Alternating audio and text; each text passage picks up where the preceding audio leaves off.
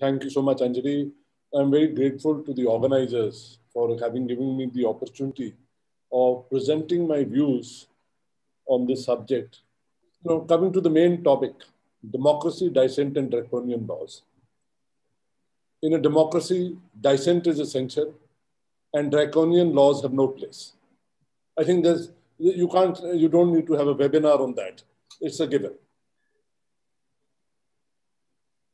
But in what has happened in the recent past, in the last few years, the way laws have been misused, not used, but laws have been misused to stifle dissent, to quell the voices which ask explanations from the government, which is the right of any citizen in a democracy.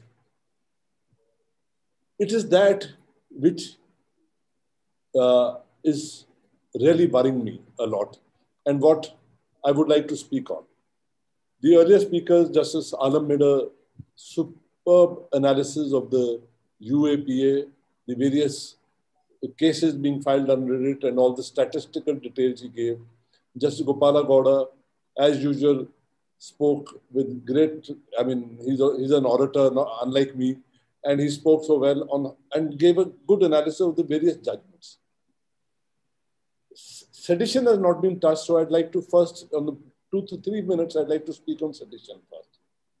I think sedition, the law of sedition, is an anathema in a democracy, where every citizen has a right to question the government. In fact, if you know, when it was introduced by a colonial power, and the intention was very clear that no native, native in their terms, or the person belonging and no Indian should raise his voice against the British Raj. That was what the act was meant. And, when they had brought in this act, they had said that anything which brings about hatred or contempt or excites disaffection or enmity against the state, etc., would be sedition. All I can use is what Mahatma Gandhi had said, that affection cannot be manufactured by law. If one has no affection for a person or system, one should be free to give the fullest expression to his disaffection, so long as he does not contemplate, promote, or incite to violence. But unfortunately, almost till a couple of years till before independence, the view taken was that this sedition, anything you say which amounts to disaffection or contempt of the government, would be sedition. Sir Maurice Guire, who was also Vice Chancellor of the Delhi University later, that was the important position which Vice Chancellors were held. After being Chief Justice of India, he went back to becoming Vice Chancellor of the Delhi University. He held otherwise. He said, unless there's incitement to violence, it can't be sedition. Unfortunately, the judgment was overturned by the Privy Council.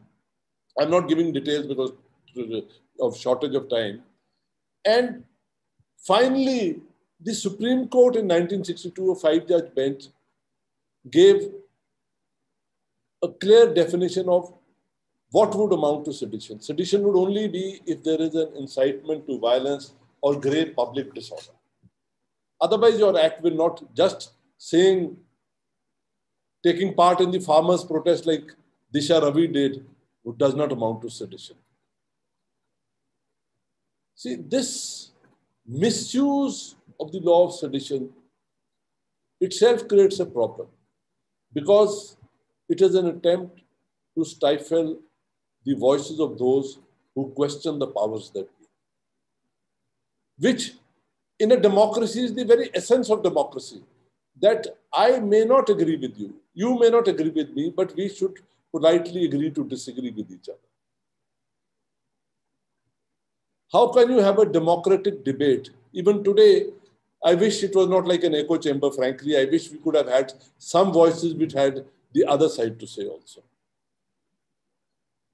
Because sometimes we're just parroting what each one of us has said.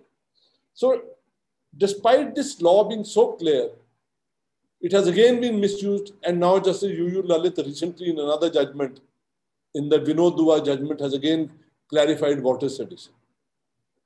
But my view is these clarifications may come and go, but the police will keep misusing.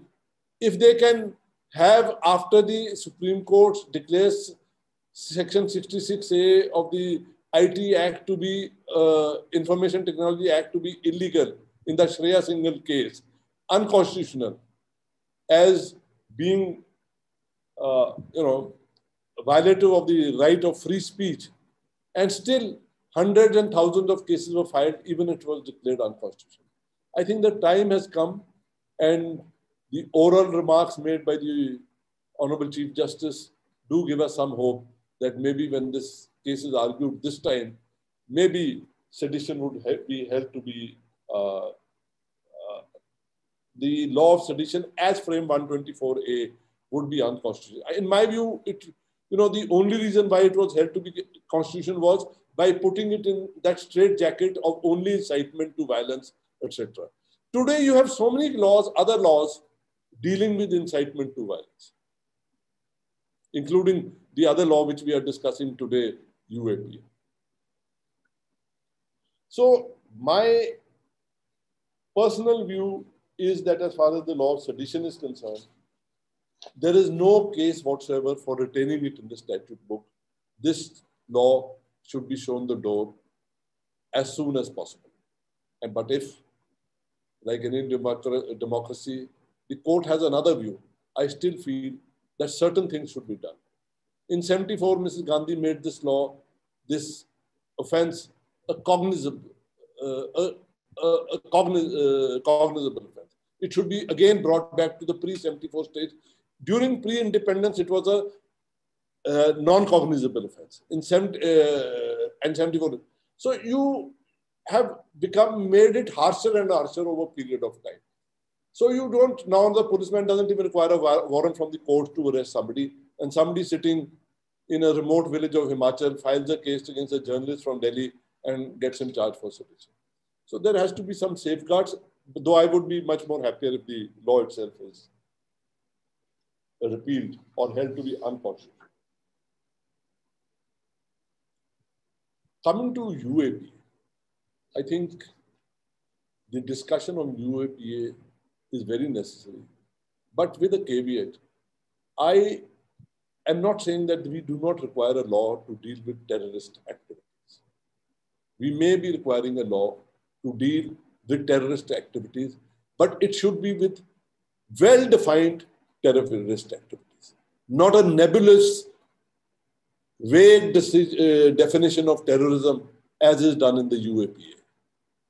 What that has led to, and as pointed out by Justice Gopala Gowda, is the incarceration of people for years on end, knowing fully well, the police also knows fully well that no case is made out, but they add UAPA and the courts are reluctant to grant bail, or they feel that they can't grant bail. I'll come to that aspect later.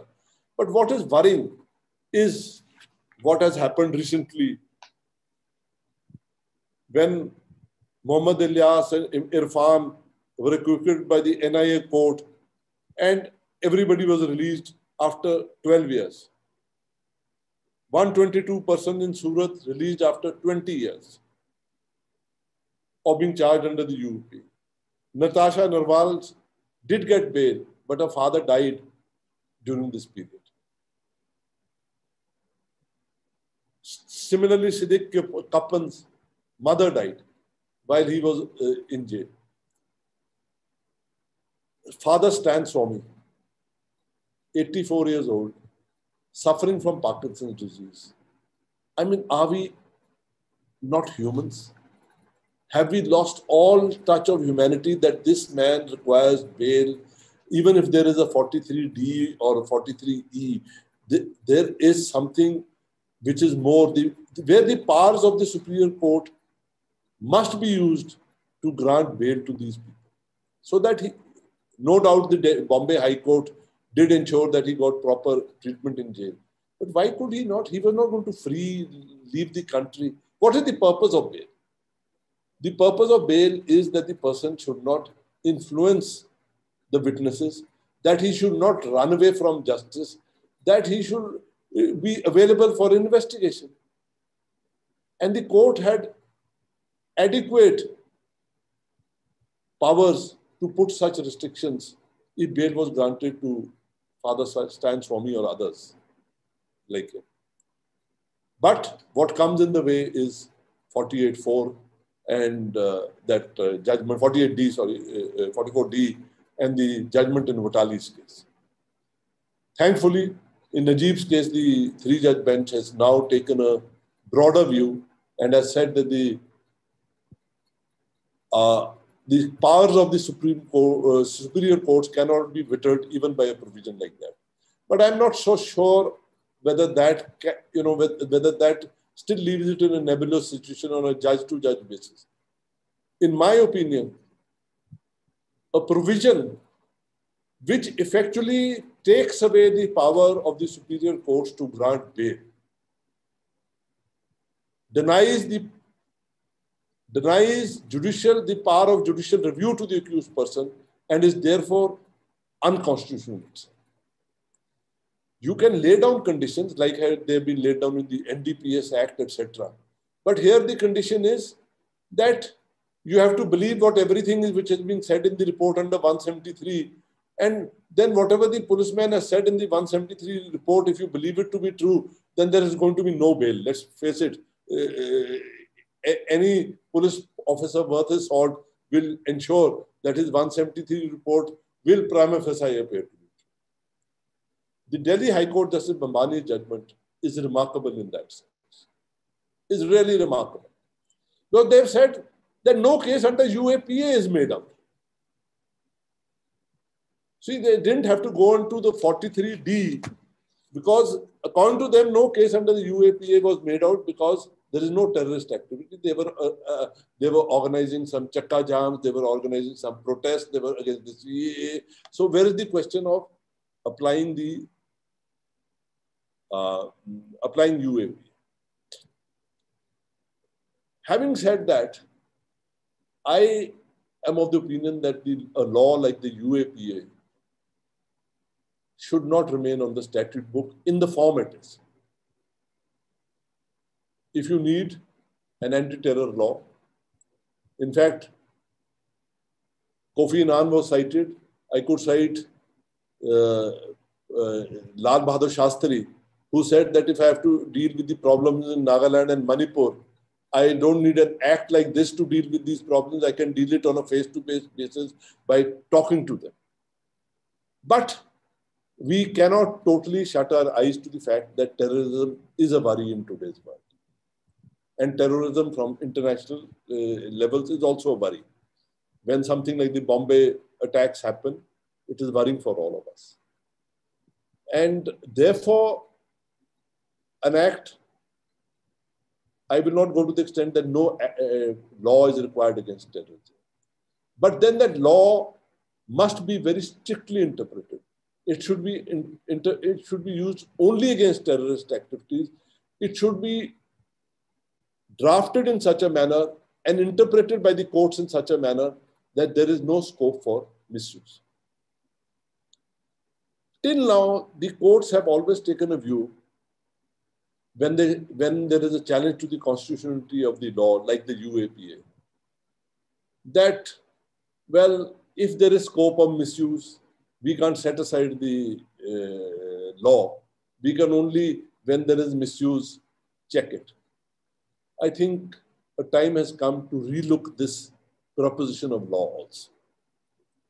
If a law is capable of gross abuse, and it is proven to the court that it is being abused day in and day out. I mean, look at the NSA. A gentleman in Manipur says, cow urine will not cure COVID. So slam him inside behind bars and put him for NSA.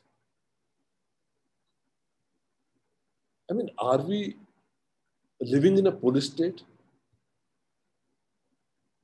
We have to think about these things. And I think the courts also have to relook at a lot of the earlier judgments and see that if there is a challenge to the law, if it is capable of gross abuse, then even if the law does not provide, then the court, invoking its inherent powers under 142, like it did in Vishaka's case, like it did in other cases, can lay down guidelines, that these will be the guidelines before you will initiate a case under UAP. You know, the guidelines, some guidelines are there. There's a review committee. But we all know what the review committee does. It reads 2,800 pages overnight and sanctions the, and approves the prosecution the next day. Therefore, the time has come when there has to be payment of compensation in lieu of incarceration, which is held to be illegal later. And this compensation should be paid. I mean, like in this gentleman from Manipur, the DM must be fastened with paying the compensation to him. It should be a very handsome amount, and he should be fastened to pay the compensation out of his own pocket. So that he next time when his political masters ask him to put a man behind bars who's got bail, he will think twice. The courts also have to be much more stricter. Stricter with the law enforcement agencies, not with the people who are victims of these laws. Up till now, there has been this tendency in this jingoism of nationalism, etc., that UAP has been applied. They must be involved in an anti-national activity. You know, the courts at the district level do get a bit, you know, they get worried whether if they grant bail, what will be the public, you know, in this world where social media is important, they worry about that. So I think it's for the high courts and the Supreme Court to lead from the front, because the superior courts have two roles, in my opinion. One is the adjudicatory role of deciding cases. The other is the very important role of being the protector and defender of human rights of the citizens. The Indian Constitution is one of the few constitutions in the world which has an article like Article 32, where even the right to approach the highest court of the land for enforcement of the fundamental rights is itself a fundamental right. That is the importance which our founding fathers gave to the fundamental rights. And the court, when it is charged with that duty, is also charged with the duty and the responsibility to be a protector and defender of the human rights of the people. And therefore, when you look at that and you combine these roles together, it will become much easier to come to a resolution that laws which are very vague either should be struck down, or the vagueness should be removed by the courts by saying that this is, if these things you do, then the law will be valid, otherwise it will not be. See, the wide, I'm not going to go into a very deep analysis because that has already been done. But, and I'm sure Justice Anjana Prakash is going to dwell, I've read her articles on UAPA, so she'll be dealing on that, so I'm not going to cover that.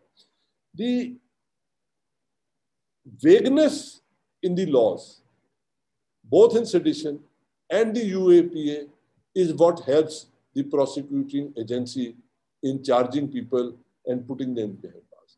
I'm sorry to say this, having been in the profession for 40 odd years, that some of our judges still don't realize what is sedition, what is terrorism. And I'm so happy that the Delhi High Court did come out with this judgment. And it's a very well-written judgment. I've read it more than once. And I feel that this could be one of the best analyses of the way to approach bail in UAP cases. Thank you.